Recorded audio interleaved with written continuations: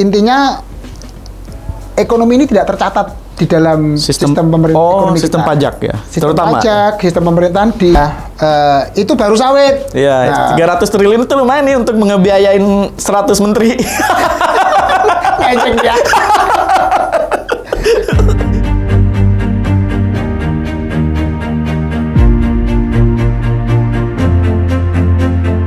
Assalamualaikum warahmatullahi wabarakatuh. Selamat jumpa lagi di Dupa Dunia Pajak. Kok orangnya beda? Aduh, host utamanya sibuk. Aduh. Sibuk banget, tidak bisa meluangkan waktu, jadinya kepaksa diganti. Ini berarti pemain cadangan ini? Pemain cadangan kita.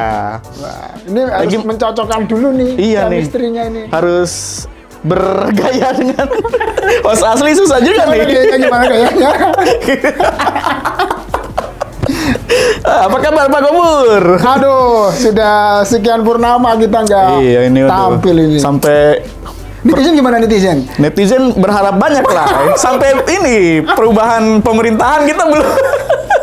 Justru karena memang menunggu itu. Menunggu momen sengaja ya. Perubahan pemerintahan. Nah, ini cocok nih, berita terbaru juga seputar itu, Bang Gopur.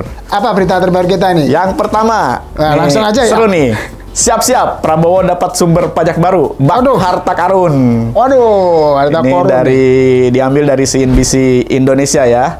Bahwa Presiden Prabowo Subianto akan membidik aktivitas ekonomi bawah tanah atau underground economy.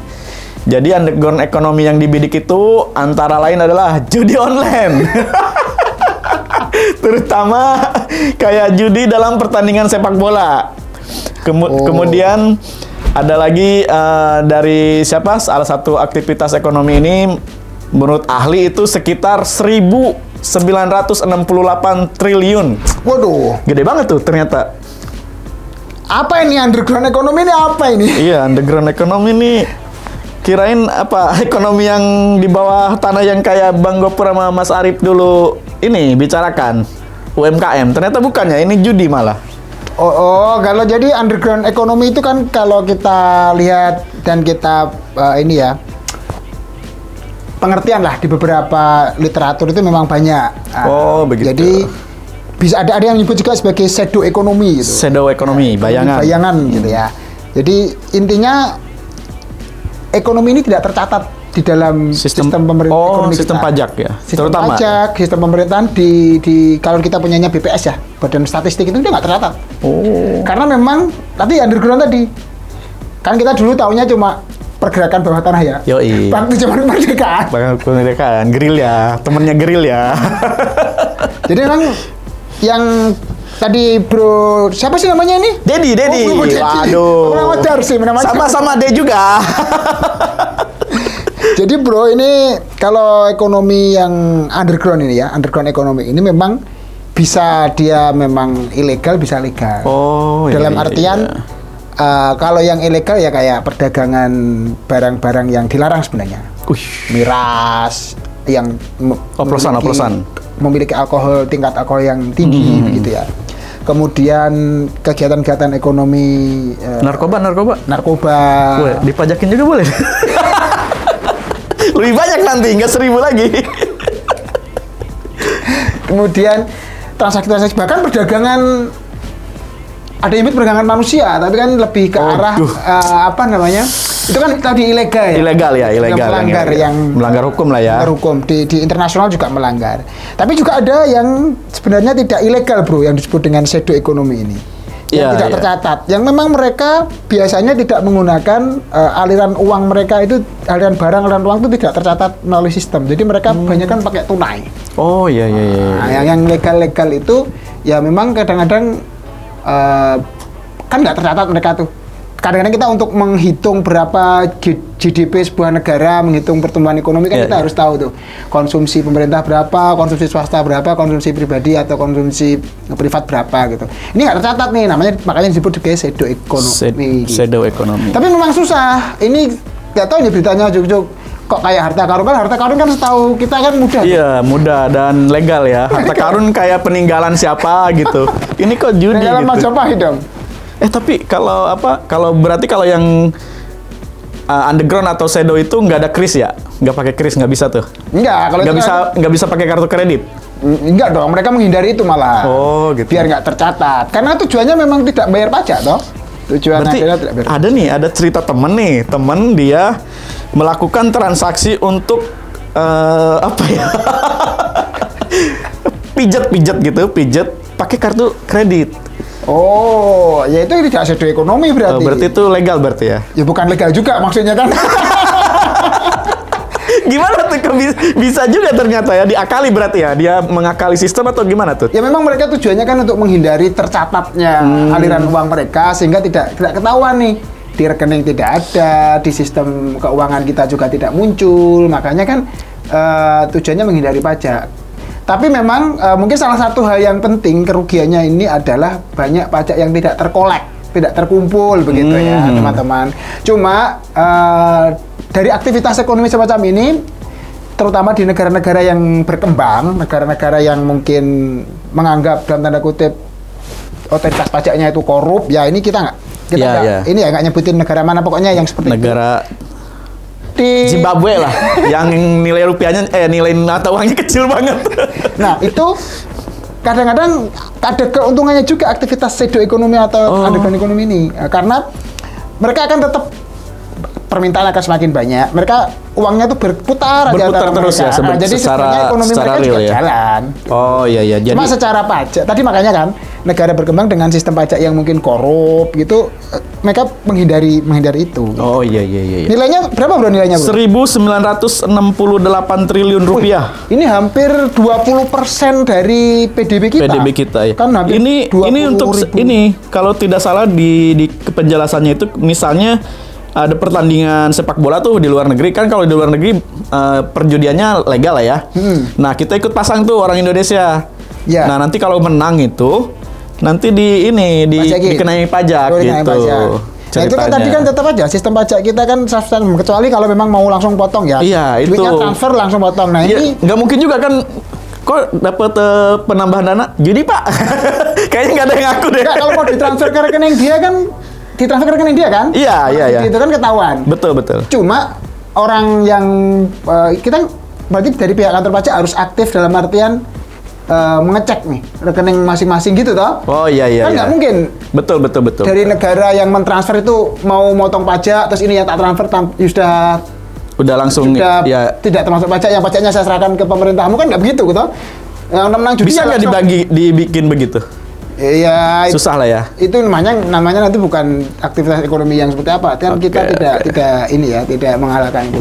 Cuma sebenarnya ini mungkin mirip-mirip ya dulu yang pernah dilakukan oleh Gubernur Ali Sadikin. Ya betul. Kalau bicara tentang itu. Nah, bro ini kan nilainya cukup besar nih di Indonesia nih. Besar banget. Menurut para peneliti ya, menurut peneliti itu hampir 20% dari PDB kita. Jadi kalau begitu pajaknya pun hampir 20% bisa dikumpulkan nih naiknya, ya enggak? Betul. Nah, gitu. Tercapai dong nanti. Cuma ini sebenarnya termasuk kecil teman-teman. Ada negara yang besar sampai 60%. Mana? Ayo coba. Zimbabwe itu. Jadi negara dengan shadow ekonomi atau ekonomi besar itu Zimbabwe 60% dari PDB mereka tuh.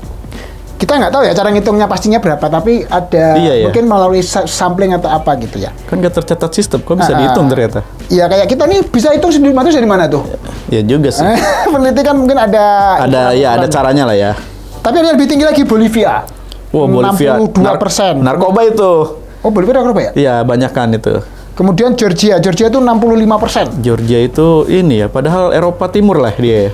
Ya, negara-negara begitu ya. Tapi kalau negara seperti Amerika itu lumayan kecil tuh, hanya 8%, Austria hanya 9%, Swiss hanya 7% gitu. Kalau kita di 20% ya masih ya di bawah rata-rata. Di bawah rata-rata dan ya begitulah. Rata-ratanya 32% soalnya seluruh dunia ya. Tapi ini hebat juga nih Pak Presiden kita yang baru ini. Ya mudah-mudahan ini kan masih di tataran wacana lah ya. Wacana. Ini nanti yang akan melaksanakan kan berarti kan teman-teman di otoritas pajak. Kalau tidak salah yang ini Pak Anggito Abimanyu ya. Wakil Menteri ya. Wakil Menteri 3 apa berapa gitu yang. Oh jadi Menteri Keuangan sekarang banyak. 3 sekarang. Oh, badannya nggak jadi badan. Badannya nggak jadi. Udah gue kasih 3 aja ya. Badannya nggak usah. Aduh, ini kalau ada badan penerimaan pajak mungkin terkejar ini. Mungkin langsung ya, bisa langsung gitu ya. Ya langsung terkolek. Iya, tapi nanti ada yang protes juga. Kenapa? Haram. Oke bro, Oke. berita kedua, Berarti Bang Ilham. Tapi nggak bahas badan pajak kita nih. Nggak usah dibahas badan pajak nih. Badan pajak itu aja lah yang serius aja. Bro Ilham, berita kedua Bro Ilham, tolong. Ini yang berita kedua. Nah, ini masih ini juga nih, gebrakan juga nih. Ini lucu juga nih. Apa? Gimana? Jaksa Agung bersiap tindak pengusaha pengemplang pajak. Waduh. 300 triliun. Tadi udah 1,9 1900 sekian. Itu nilai ekonominya pajaknya ya 20% pajaknya lah. 20%-nya lumayan lah ya. Ini dari CNN Indonesia, adik Presiden Prabowo Subianto, Bapak Hasim Joyo Hadikusumo mengatakan Jaksa Agung akan turun tangan dalam mengejar 300 pengusaha sawit yang diduga mengemplang pajak 300 triliun. Satu orangnya 10 triliun. Bentar, Pak Hasim ini sebagai apa nih ngomong nih? Sebagai adik aja. Susah juga kita nyebutinnya. Dia adik yang baik lah. Adik yang baik ikut menjaga abangnya. Lanjut. Ia mengakui sejumlah pengusaha yang terlibat kasus tersebut sudah bersedia membayar kewajiban mereka dalam beberapa tahap. Pada tahap pertama, para pengusaha nakal itu akan membayar sekitar 189 triliun hingga 190 triliun. Banyak banget ternyata duit. Ini sawit doang. Sawit.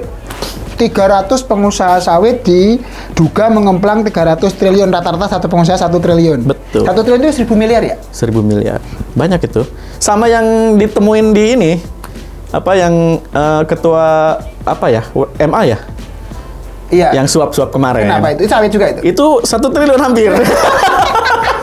Itu kalau ditambahin ke sini lumayan nambah.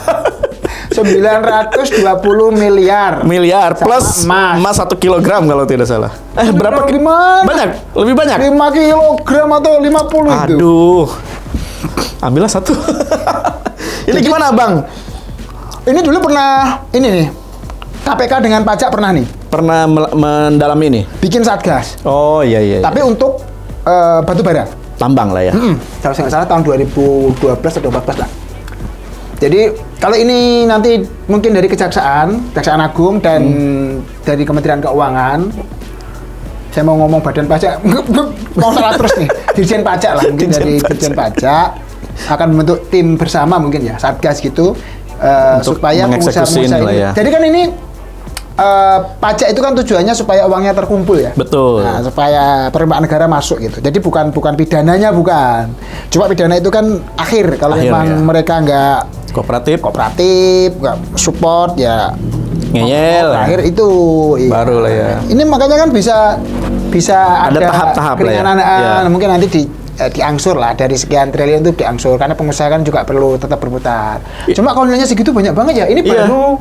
Jadi asal muasalnya ternyata para pengusaha sawit itu melakukan kegiatan usaha itu tanpa perizinan. Oh, jadi nggak ada bayar? Iya, jadi makanya kan karena nggak ada perizinan yang resmi, makanya kalau bayarnya, pajaknya loss gitu. Itu kalau bayarnya karyawan juga nggak pakai rekening, banyak iya, makanya banyak mungkin. Duitnya nggak pakai rekening tuh masuk side ekonomi tadi itu. Oh, ya bisa jadi ya. Iya. Tapi salah satunya kan itu. Banyak juga 1 triliun satu pengusaha itu. 300 triliun itu besar loh. Penerimaan pajak kita aja kan 1000 bukan udah 2000-an? Belum. Ya gitulah, nanti coba di ini ya tampilin ya berapa penerimaan pajak 2023 kita kayaknya. Banyak lah udah. Berapa itu? Nah ini kalau dikejar-kejar semua ini bisa mencapai target ini Pak Prabowo nih. Iya, itu baru sawit. Iya, 300 triliun itu lumayan nih untuk ngebiayain 100 menteri. Ngecek ya. Tapi emang harus kreatif, Pak. Kalau Kabinet 100 menteri. Betul.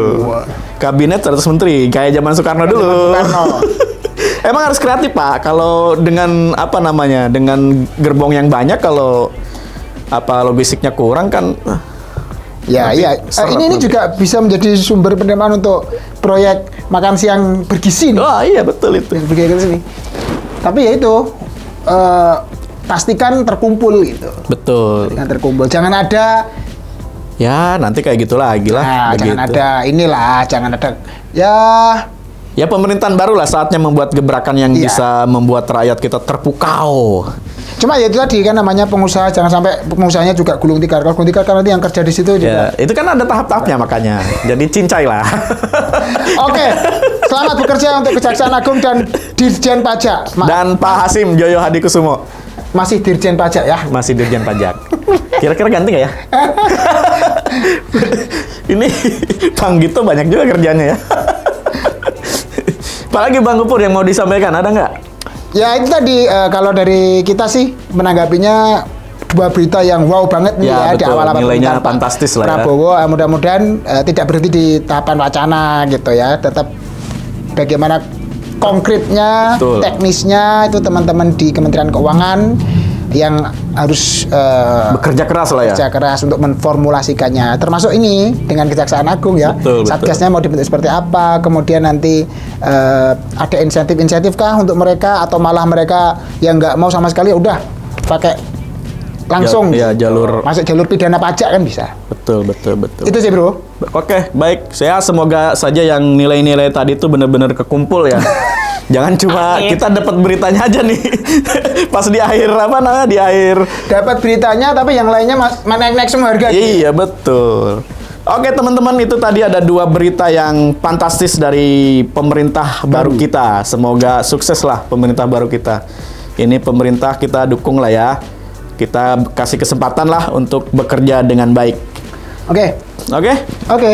Ya, selamat sampai jumpa lagi di episode berikutnya. Jangan lupa like, comment, share, dan subscribe dong di dunia pajak di channel Lapak Pajak. Wassalamualaikum warahmatullahi wabarakatuh. Waalaikumsalam warahmatullahi wabarakatuh.